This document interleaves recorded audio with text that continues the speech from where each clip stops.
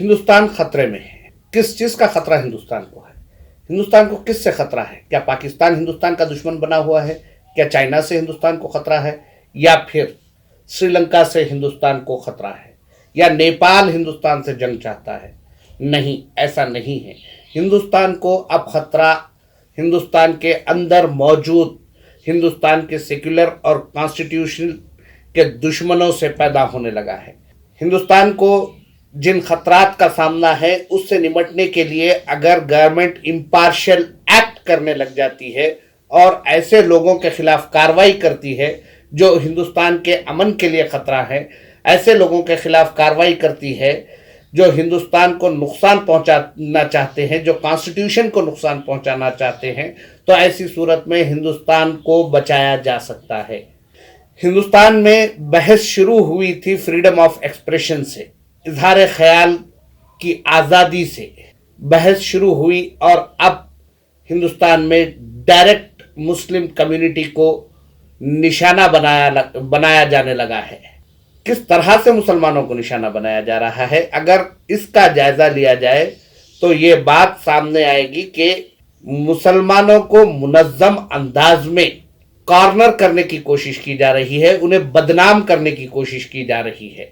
North India سے تعلق رکھنے والے یو پی کے ایک شخص نے کورٹ سے رجوع ہوتے ہوئے یہ کہا ہے کہ قرآن سے 26 آیتوں کو نکال دیا جانا چاہیے، یہ 26 آیتیں امن کے لیے نقصان دہ ہیں، جبکہ حقیقت یہ ہے کہ قیام امن کے لیے جو طریقہ کار قرآن نے بتایا ہے، اگر اس پر عمل کیا جاتا ہے تو ایسی صورت میں دنیا بھر میں امن قائم ہو سکتا ہے۔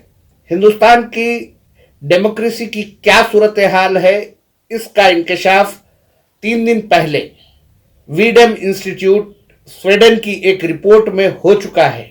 ہندوستان میں اب فری ڈیموکریسی نہیں ہے۔ ہندوستان میں ڈیموکریسی اسی طرح کی ہو چکی ہے جس طرح کی ڈیموکریسی پاکستان اور ترکی میں ہے۔ ہم پہلے بھی یہ کہہ چکے ہیں کہ ترکی اگر مسلم پرست اسٹیٹ کے طور پر اٹھ رہا ہے تو ہندوستان بھی ایک ہندو پرست اسٹیٹ کے طور پر اپنی شناخت بنانے کی کوشش کر رہا ہے، جو کہ ہندوستان کے سیکولرزم اور ہندوستان کے کانسٹیٹیوشن کے لیے انتہائی خطرناک ثابت ہو سکتا ہے۔ فریڈم آف ایکسپریشن کے تعلق سے جو آزادی کانسٹیٹیوشن میں ہندوستانی عوام کو دی گئی ہے، اسے کرب کرنے کی، اسے کچلنے کی پچھلے 6.5 سال میں جو کوششیں کی گئی ہے، اس کا ثبوت یہ ہے کہ ہندوستان میں فریڈم آف ایکسپریشن اور کانسٹیٹیوشن کے لیے خطرہ قرار دیتے ہوئے جن لوگوں کے خلاف 2014 کے بعد سے سیڈیشن کے چارجز لگائے گئے ہیں، ان کی تعداد 405 ہو چکی ہے۔ 2014 سے 2021 تک 405 افراد سیڈیشن کے چارجز کا سامنا کر رہے ہیں، اور یہ وہ لوگ ہیں جو گورنمنٹ کی پالیسیز اور پولیٹیشنز پر تنقید کر رہے تھے، فریڈم آف ایکسپریشن کا استعمال کر رہے تھے، ان کے خلاف سیڈیشن کے چارجز لگائے گئے۔ جو لوگ کمیونٹیز کو ٹارگٹ کر رہے ہیں، جو لوگ ڈائریکٹ ریلیجن کو ٹارگٹ کر رہے ہیں، ان کے خلاف گورنمنٹ خاموش ہے۔ ان ہندو نیشنلسٹ فورسز کے خلاف کوئی کارروائی نہیں ہو رہی ہے جو مسلمانوں کو نہ صرف بدنام کرنے کی کوشش کر رہے ہیں بلکہ ان پر حملے کیے جا رہے ہیں۔ پچھلے 1 ہفتے کے دوران اگر اخبارات کی رپورٹس دیکھیں تو ملک بھر میں ایک افراتفری کی کیفیت پائی جا رہی ہے۔ تلنگانہ کے بھینسا میں فساد کی صورتحال ہے تو اتر پردیش سے ایک شخص 26 آیتوں کو حذف کرنے کی بات کر رہا ہے۔ اتنا ہی نہیں بلکہ ملک کے دیگر علاقوں میں ماحول کو کشیدہ بنانے کی کوشش کی جا رہی ہے۔ یقیناً ہندوستان کی 5 ریاستوں میں الیکشنز ہیں، لیکن الیکشنز کا مطلب یہ نہیں ہے کہ فرقہ وارانہ منافرت پھیلاتے ہوئے پولرائزیشن کی پالیٹکس کی جائے۔ جو لوگ پولرائزیشن کی پالیٹکس کر رہے ہیں دراصل وہ حقیقت میں ملک کے دشمن ہیں۔ ملک کے ان دشمنوں کا جواب دینے کے لیے، ان کا مقابلہ کرنے کے لیے یہ ضروری ہے کہ ہر انڈین سٹیزن اپنے رائٹس کو پروٹیکٹ کرے اور اس بات سے واقف ہو کہ اس کانسٹیٹیوشن نے اسے کیا رائٹس دیے ہیں۔ 26 آیتوں کو حذف کرنے کا مطالبہ کرنے والے کے تعلق سے بعض دانشورانہ رائے سامنے آ رہی ہے سوشل میڈیا پر. یہ کہا جا رہا ہے اسے اہمیت نہ دی جائے. یقیناً یہ مسلمانوں کا ایمان ہے کہ مسلمان اس بات پر یقین رکھتا ہے کہ قرآن کے تحفظ کی ذمہ داری، قرآن میں زیر و زبر کی تفریق نہیں ہو سکتی، قرآن سے ایک نقطے کو حذف نہیں کیا جا سکتا. اس کی ذمہ داری اللہ نے خود لے رکھی ہے. 26 آیتیں یہ حذف کرنے کا مطالبہ کرنے سے یا کورٹ جانے سے کچھ نہیں ہوگا، لیکن اس بات کو بھی سمجھنے کی ضرورت ہے کہ اس طرح کی بیہودہ گفتگو کو روکنے کے لیے اگر کارروائی نہیں کی جاتی ہے، اقدامات نہیں کیے جاتے ہیں، تو ایسی صورت میں کل کو اور مطالبات ہوں گے. دنیا بھر میں ایسی کئی مثالیں ہیں جہاں پر قرآن کی تعلیم پر پابندی عائد کی گئی تھی، لیکن قرآن وہاں بھی محفوظ رہا. کیا ان حالات کا سامنا کرنے کے لیے ہندوستان کے مسلمان وہ دانشور تیار ہیں جو یہ کہہ رہے ہیں کہ اس طرح کے مطالبات کو اہمیت نہ دی جائے؟ جو دانشور یہ کہہ رہے ہیں کہ اس طرح کی گفتگو کرنے والوں کو اہمیت نہ دی جائے، کیا وہ یہ چاہتے ہیں کہ دنیا کے دیگر ممالک میں جہاں قرآن کی تعلیم پر پابندی عائد کی گئی تھی، جس میں ایک چائنا بھی شامل ہے، اس طرح کے حالات کیا وہ ہندوستان میں دیکھنا چاہتے ہیں جو یہ کہہ رہے ہیں کہ اس کے تعلق سے بات نہ کی جائے؟ دراصل اس شخص کو خود اس کے مسلک کے ماننے والوں نے خارج قرار دیا ہے، اسے نکال پھینکا ہے. اس شخص کی کوئی اہمیت نہیں ہے، لیکن یہ شخص اپنی سیاسی بقا کے لیے، اپنے وجود کی برقراری کے لیے اس طرح کی بیہودہ گفتگو کر رہا ہے اور ہم خاموش تماشائی بنے ہوئے ہیں. پہلے اس شخص نے ایک بیہودہ فلم تیار کی، ایک بیہودہ حرکت کی، اس پر خاموشی کا یہ نتیجہ ہوا کہ وہ آج قرآن پر حرف لگا رہا ہے. قرآن میں موجود 26 آیات جہاد کے تعلق سے، آیات جہاد کے تعلق سے جو مسئلہ ہے، اس کا بڑے بڑے علماء کرام نے، اکابرین ملت اسلامیہ نے متعدد مرتبہ جواب دے دیا ہے، لیکن اس کے باوجود یہ اس مسئلے کو وقفے وقفے سے چھیڑا جاتا ہے تاکہ آپ کی حس کا جائزہ لیا جا سکے اور آپ کو یہ اس بات کا اندازہ لگایا جا سکے کہ آپ میں کتنی حریت باقی ہے، آپ کتنے باشعور ہیں، کتنا جانتے ہیں، کس حد تک اس کا مقابلہ کر سکتے ہیں. جب آپ قرآن کی حرمت پر حرف لگانے پر بھی اگر خاموش رہیں گے تو ظاہر سی بات ہے حوصلہ اور ملے گا اور آگے بڑھیں گے. سابق میں جب کبھی اس طرح کی کوشش ہوئی اس کا جواب علماء نے منظم انداز میں دیا ہے.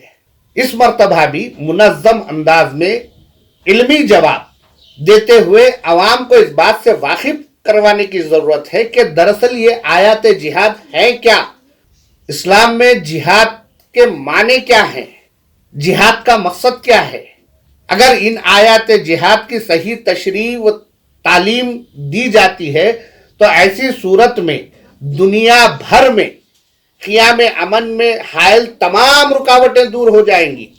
لیکن ہندوستان میں جس طرح سے نشانہ بنانے کی کوشش کی جا رہی ہے، جس طرح سے مسلمانوں کو نشانہ بنایا جا رہا ہے، جس طرح سے مائنورٹیز کو نشانہ بنایا جا رہا ہے، جس طرح سے مختلف کمیونٹیز کو سو کالڈ ہندو نیشنلسٹ کی طرف سے نشانہ بنانے کی کوشش کی جا رہی ہے، اس کو روکنا بہت ضروری ہے.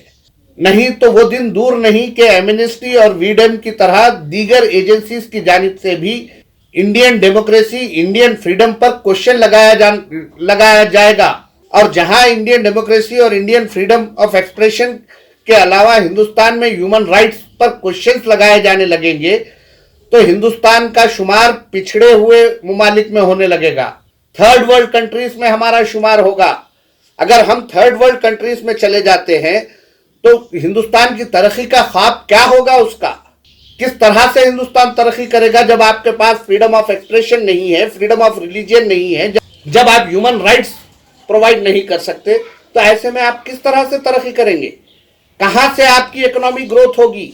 کہاں سے آپ ریلیجیس بیس نہیں ہیں یہ ثابت کر سکیں گے؟ جب آپ کو तरक्की करना है, हिंदुस्तान को तरक्की करना है, हमें तरक्की करना है, तो ये ज़रूरी है कि हम अपनी फ्रीडम का प्रोटेक्शन खुद करें, अपने मुल्क का प्रोटेक्शन खुद करें, हमारे ह्यूमन राइट्स का प्रोटेक्शन हम खुद करें। और इस तरह के बेहुदा अफराद जो कि कम्युनिटीज़ और रिलीजन्स को टारगेट करते हैं, उन्हें मौसर जवाब दिया जाए। और गवर्नमेंट की यह जिम्मेदारी है कि वो इस तरह के लोगों की हौसला अफजाई ना करे, बल्कि इस तरह के लोगों के खिलाफ सेडिशन के केसेस दर्ज करे, और सेडिशन के केसेस दर्ज करते हुए इन्हें जेल में भेजें। गवर्नमेंट ऑफिशियल्स पर या गवर्नमेंट पर या पॉलिटिशियंस पर तनखीद करने पर सेडिशन के चार्जेस लगाए जा रहे हैं। क्यों नहीं ऐसे लोगों पर सेडिशन के चार्जेस लगाए जाते जो कि मुल्क के अमन के लिए नुकसानदेह साबित हो रहे हैं। मुल्क में अमन और अमान की बरकरारी के लिए यह जरूरी है कि मुल्क में जीने वाले हर शहरी, मुल्क में रहने वाले हर शहरी को उसके हुकूक फराहम किए जाएं। उसे जो राइट्स कॉन्स्टिट्यूशन ने दिए हैं वो उसे फराहम किए जाएं, उस पर किसी किस्म का दबाव ना हो। लेकिन पिछले 6.5 वर्षों के दौरान जिस तरह का दबाव, जिस तरह के जहनी दबाव में एक मखसूस कम्युनिटी को लाने की कोशिश की जा रही है, वो मुल्क के मुस्तकबिल के लिए बेहतर नहीं है। मुल्क के मुस्तकबिल को बेहतर बनाने के लिए हर कम्युनिटी को साथ लिया जाए, इंटरनेशनल प्लेटफॉर्म पर यह साबित किया जाए कि हिंदुस्तान फ्रीडम ऑफ एक्सप्रेशन को मानता है, उस पर इंप्लीमेंट करने की इजाजत देता है। हिंदुस्तान ह्यूमन राइट्स के प्रोटेक्शन के लिए दूसरे मुमालिक से ज्यादा बेहतर काम कर सकता है, ये साबित करने की जरूरत है। अगर यही सूरत हाल रही तो वो दिन दूर नहीं है कि वीडम इंस्टीट्यूट की तरह दीगर इंटरनेशनल एजेंसीज भी हिंदुस्तान को पाकिस्तान के बराबर ला खड़ा करेंगे। और दुनिया जानती है कि पाकिस्तान के हालात क्या हैं और पाकिस्तान किन हालात का शिकार है। यकीनन पाकिस्तान हमारा पड़ोसी मुल्क है, यकीनन पाकिस्तान में अमन और अमान की बरकरारी भी हमारी तरजीह होनी चाहिए, क्योंकि जहां पड़ोसी के घर में हंगामा होता है तो नींदें हमारी भी हराम होती हैं। और 70 साल के दौरान करीब 25 साल तक हमारे सुकून को पाकिस्तान की वजह से गारत किया गया। अगर हमारा सुकून हमारे अंदरूनी दुश्मनों से गारत होता है तो ऐसे में हालात बहुत संगीन हो सकते हैं। गवर्नमेंट्स को, पॉलिटिशियंस को, जिम्मेदारों को, खास तौर पर उन लोगों को जो समाज पर अपना असर रखते हैं, उन्हें इन मसाइल पर गौर करते हुए इस तरह की हरकतों का जवाब देने के लिए आगे आना चाहिए।